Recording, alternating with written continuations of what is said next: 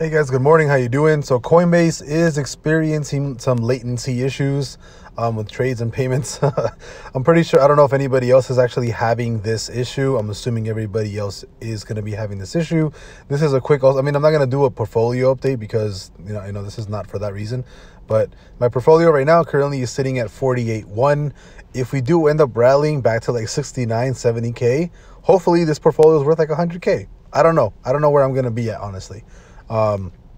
Just crossing my fingers that it keeps running. But yeah, having Coinbase issues with this right now. I personally am not really, don't really care about where the issues are here. It doesn't seem like there's issues. I mean, my portfolio balance is still there. It doesn't seem like I'm having particularly any connection or network issues.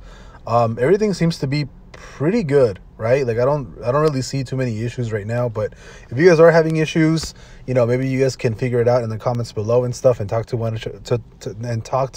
one another to see what the issues are and how they can be resolved. But as far as me, not really any issues. Maybe the latency stuff, but my service is perfectly fine. So I'll see you guys later. Bye bye.